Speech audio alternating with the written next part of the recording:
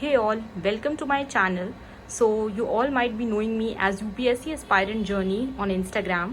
So this is my first video and here I will be telling you what are the important NCERTs you should have and you must read these NCERTs at least once or twice.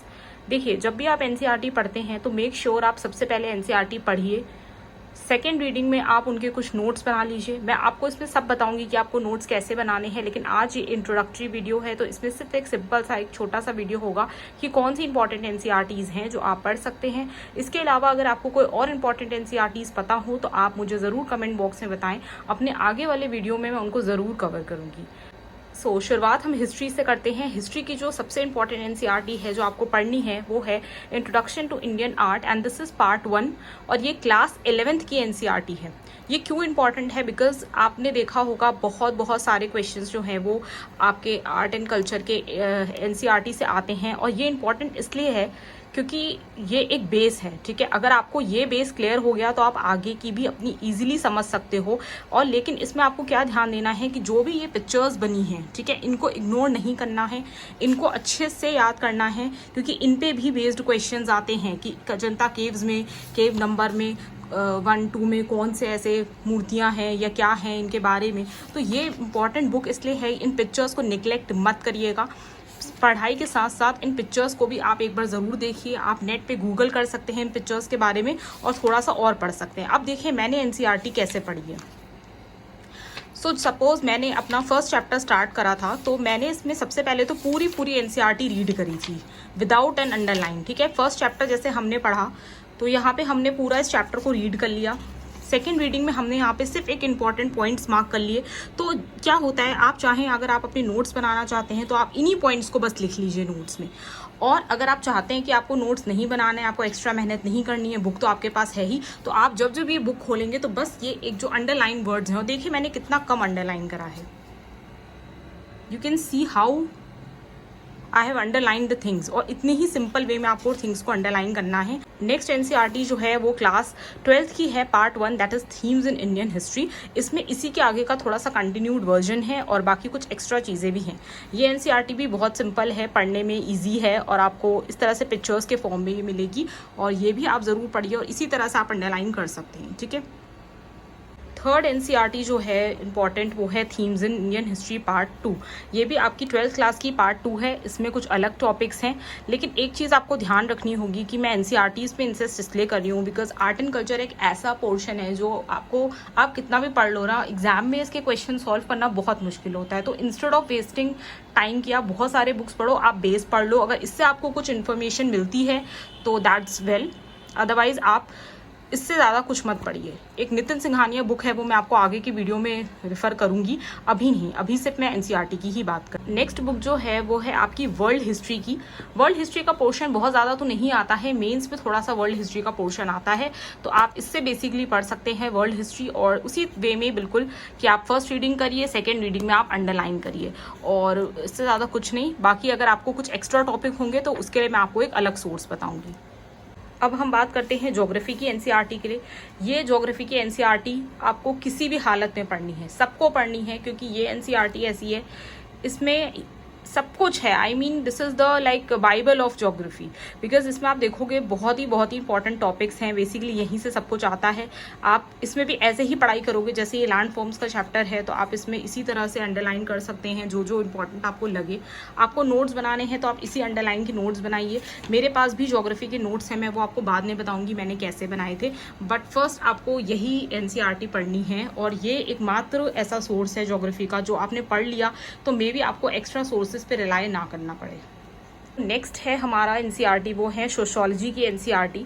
और sociology जो है वो आपका basically prelims में तो नहीं पूछा जाता, बट मेंस में इसका GS1 में बहुत बड़ा पोर्शन है और बहुत ही सिंपल आता है, कोई बहुत टफ नहीं है। अगर आपको टर्मिनोलॉजी पता है, अगर आपको कुछ बेसिक टर्म्स, कंसेप्ट, कुछ एग्जाम्पल्स पता है तो आप इजीली इन क्वेश्चंस को लिख पाओगे। सो यहाँ पे आप सबसे पहले क्या करो कि ये जो एनसीईआरटी हैं इनको पढ़ लो, क्योंकि ये एनसीईआरटी जो है ना ये इनफ होंगी। इसमें आप देख सकते हो पूरे टॉपिक्स हैं।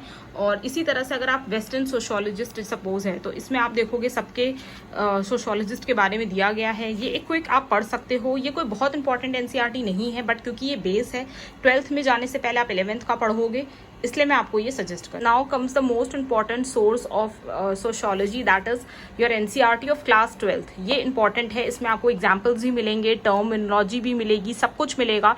इस बुक को आपको ज़रूर से ज़रूर पढ़ना है और इसी के आप कुछ नोट्स बनाओगे। मैंने जितनी भी ये एनसीईआरटीज़ हैं, लाइक 3 एनसीईआरटीज़ हैं, this is class 12 part 1 and this is part 2। Okay, so ये जो एनसीईआरटी है social development and social change Indian society, ये सब के मैंने नोट्स बनाए हैं अपने, और मैं आपको शेयर कर दूंगी नोट्स मैंने किस तरह से बनाए हैं नोट्स। और ये मैं एनसीईआरटी अब दोबारा नहीं पढ़ती, बिकॉज तीनों एनसीईआरटीज़ के मेरे पास नोट्स हैं। तो आप भी चाहो तो एक बार एनसीईआरटी पढ़ के इनके इस तरह से नोट्स आप प्रिपेयर कर सकते हो।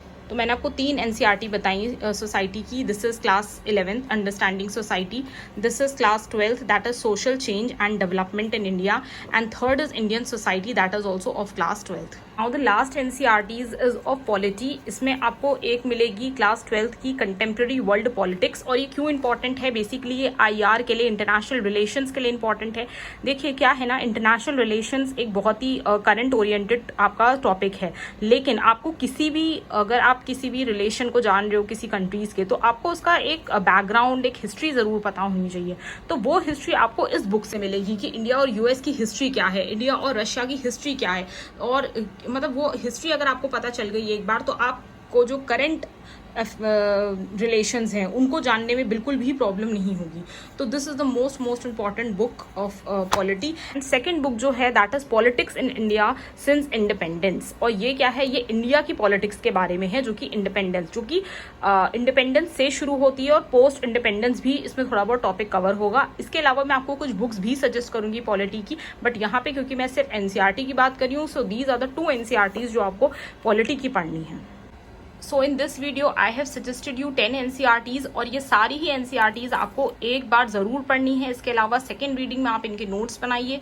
अगर आप नोट्स नहीं बनाना चाहते हैं, तो आप हाईलाइटर की हेल्प से जो इंपॉर्टेंट पॉइंट्स हैं उनको हाईलाइट कर लीजिए, और जब आपका एग्जाम हो आप सिर्फ उन पॉइंट्स को रिवाइज करिए।